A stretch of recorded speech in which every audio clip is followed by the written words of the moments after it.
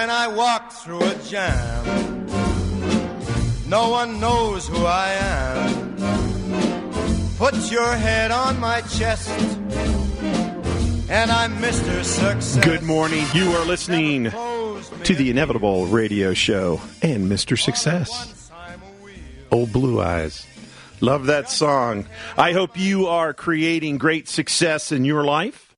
You're listening to the Inevitable Radio Show. I'm your host, William Sumner. Are you Mr. Success? Are you Ms. Success? Are you feeling successful in your life?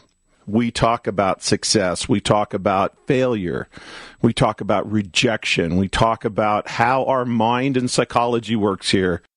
Working on new tools, going through new challenges, talking about new problems, catching up with some old listeners. We'll call in today and check in and tell us how they're doing. Welcome. Welcome, welcome, welcome. I hope you're having an awesome day. It's been another interesting week on this planet with big personalities coming and going on the planet, big success happening, big failures continuing to happen, and still very much a roller coaster right now where, you know, one day it's wild success and feeling great and feeling hope and believing, yes, I can survive this crisis. Yes, I can do this. And then in the next breath and in the next second, it's like, oh, God, I don't know if I can. It's pain, it's agony, it's struggle, it's trouble, it's toil. And what I want to talk with you about today is that whatever it is that you're experiencing in your life today, that you're experiencing joy and success, you're experiencing challenge and troubles, all of it are programs that you run in your mind that creates that moment as good or bad, half full, half empty, problems and challenges, or excitement and joy and ecstasy and success. It's not the money you make. It's not the love that you have. It's not the fact that you're going to lose your house or that you're going to be fired from your job, that your children are successful or they're not successful. None of those factors, none of those data points create your life. You create your life. The inevitable you create your life. And you will take good and turn it to bad if that's your program.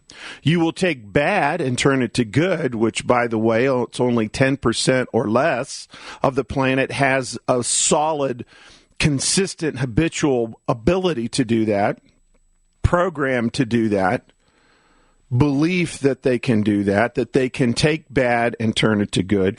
Even though the 90% that struggle on this planet have had moments, virtually every one of you, because I get them in my office week in and week out as clients, or I go into client companies where they look at regulations, government law has changed and their business models are upside down, or the economy has gone into the tank and their business model is upside down.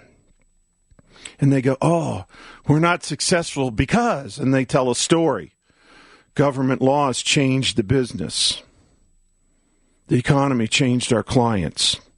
Life's out there happening to me. 90% then struggle with what to do and how to do it. We speak every week on this show on what to do with those moments. So today's show, we're going to talk about what are the top secrets of a superstar. And I'm going to say top 3 secrets, because that's my plan. I get through the top 3 secrets that superstars know about life, that superstars know about business, that other people don't know, or other people have heard of, but they don't believe for themselves that that secret really works. Now, the first secret of being a superstar in business and in life falls into, I'm going to call it a metaphor, but it's not really a metaphor because it's very, very real and it happens day in and day out. And I call it a metaphor because I'm going to put it in context of a sales environment and a sales career. And the fact of the matter is, for the people that are on sales, you're going to eat this up. For the people that are not in sales, are going to, oh, I'm not in sales. And matter of fact, I don't like salespeople. But the fact of the matter is, we all sell every day. We all sell every day. You're selling your spouse on what movie or restaurant to go to. You're selling your children on they should follow a belief system or a path in life that you've chosen for them. Or you're at work on a project team and you're selling your colleagues that your solution to the problem is going to work. Everybody sells. So don't mentally turn this off if I start talking about a sales example and go, oh, well, I'm not a salesperson. We all sell. But I want to talk about the difference between the top 1% of salespeople and the rest of them. Now, in the top 25% of a sales force, top 30%, let's say, there's generally good money to be made. There's good attitudes to be had, good rewards, good juju happens in that place, and you feel good about yourself, even if your company's struggling right now, even if the marketplace is down. If you're in the top third, you feel pretty good about yourself. If you're in the bottom third, you are in trouble, and you know it, and you're going, oh, man, what am I going to do? How am I going to get out of this problem? And why is that man, that woman over there, in that cubicle, in that office, why are they winning and I'm losing? And most people wire and believe and run the program that, well, they're a winner and I'm a loser.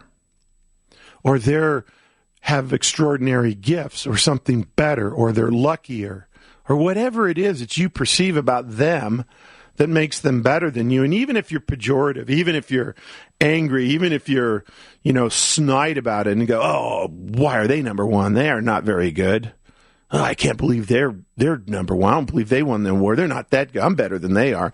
There's still that secret voice, that little program that runs that says, oh, but yeah, they look better than me. They work harder than me. They're smarter than me.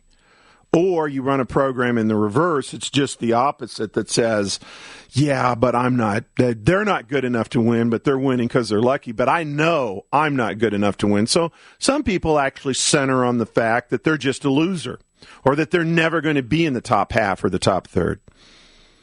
But the fact of the matter is, who's in the top third is a function and a result of programs and belief systems and thought patterns and recipes for life that you use to create that success versus the recipes, strategies, programs that you run in the bottom third to lose and to not win and to be in trouble and to go from crisis to crisis to crisis in your life. It is not a truth that you are a loser. There is nothing wrong with you. You are not broken. You are not and never have been and never will be broken. There's nothing wrong with you. You're using crappy strategies. The greatest chef in the world can go into the kitchen, and if they use a crappy recipe, they're not going to make a good cake, a good meal, a good dessert. They're going to create a disaster if they follow a terrible recipe. That is it. Take this to the bank. Feel this truth. You are successful because your strategies and programs are designed, whether they're conscious or unconscious, you've been taught it consciously or unconsciously, you run a truth, a recipe, a program, a belief. And I use a lot of different words so that it'll hit the place that's your sweet spot. But it's still this psychology that you either believe in success and you are successful. Even when you get defeated, you find success. Because the psychology that you have, you are wired to win. Thank you for listening to the Inevitable Podcast. Please visit our website for more information on this extraordinary coaching system at www.theinevitableyou.com.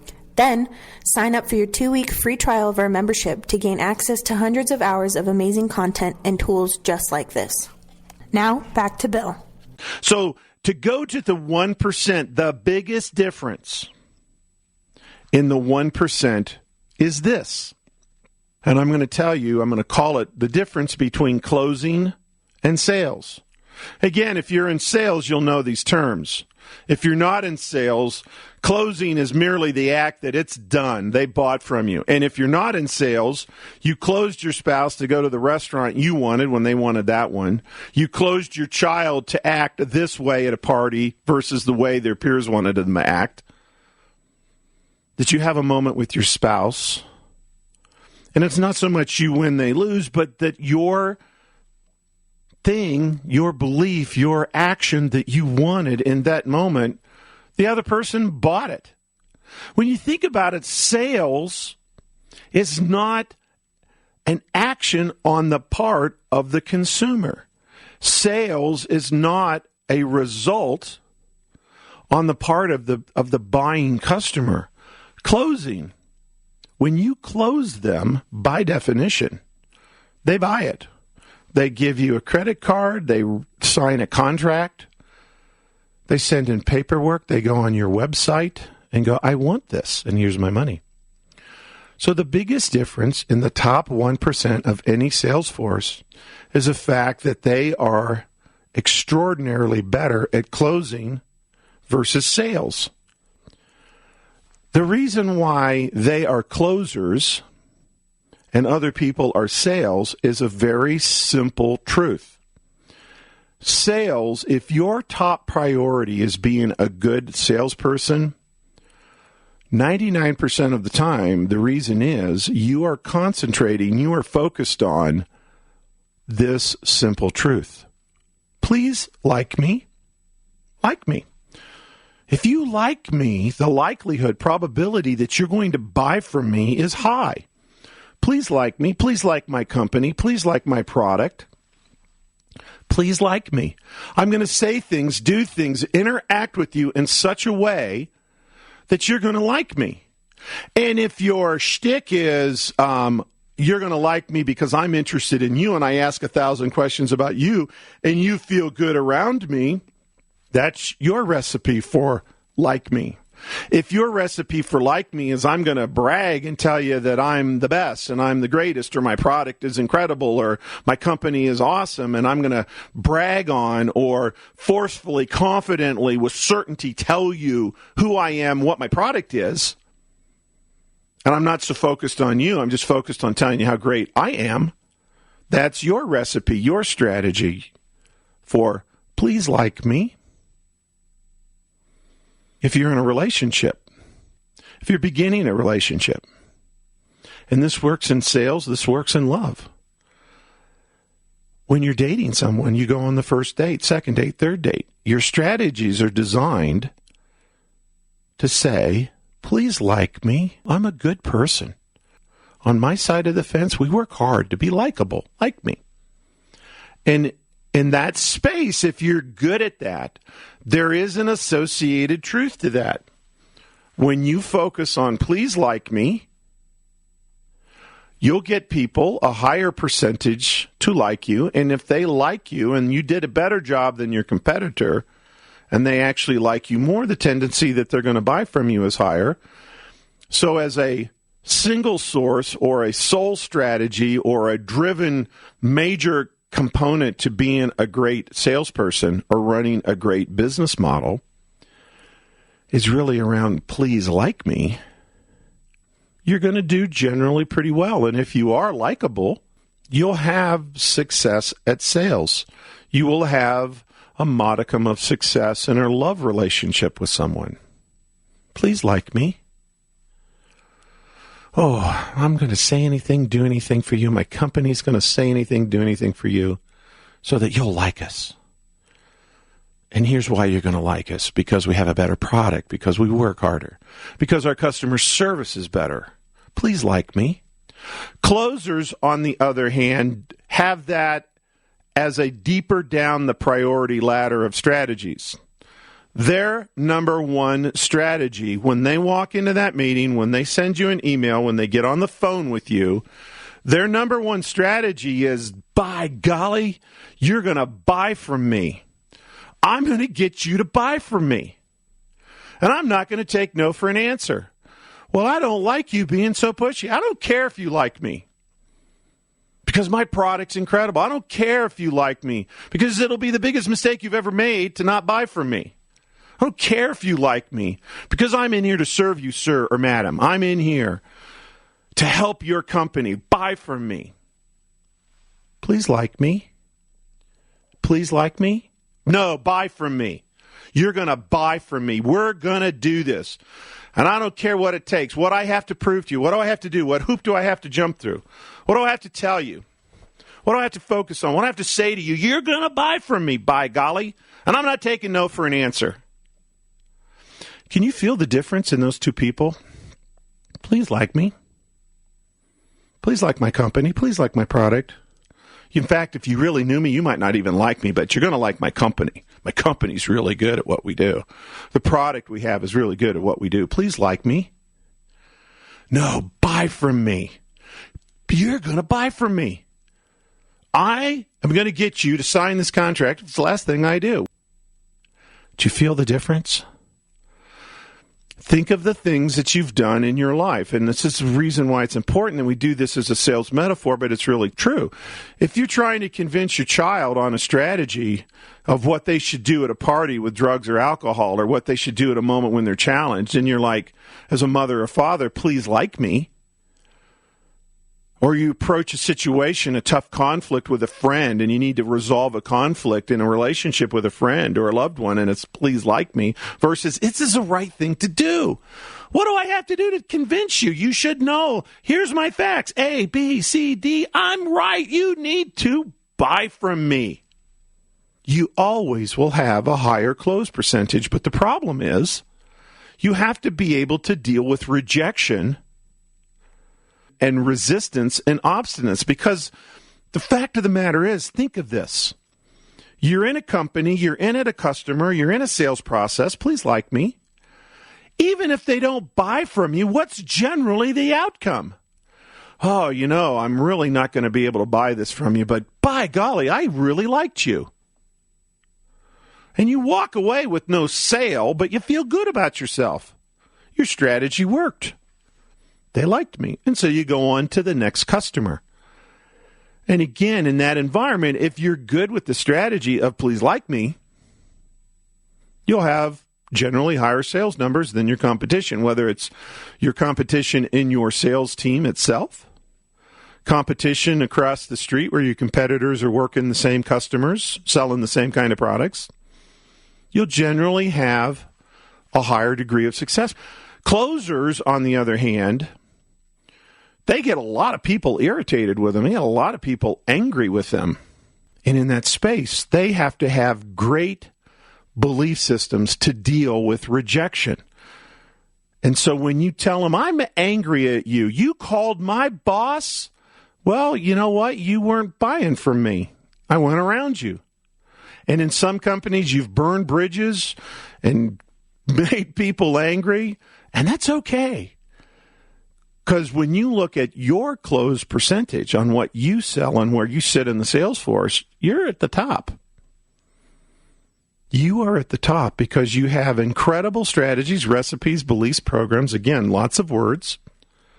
You have incredible strategies for closing, and you have an incredible strategy for dealing with rejection. Thank you for listening to the Inevitable Podcast. Please visit our website for more information on this extraordinary coaching system at www.theinevitableyou.com. Then, sign up for your 2-week free trial of our membership to gain access to hundreds of hours of amazing content and tools just like this.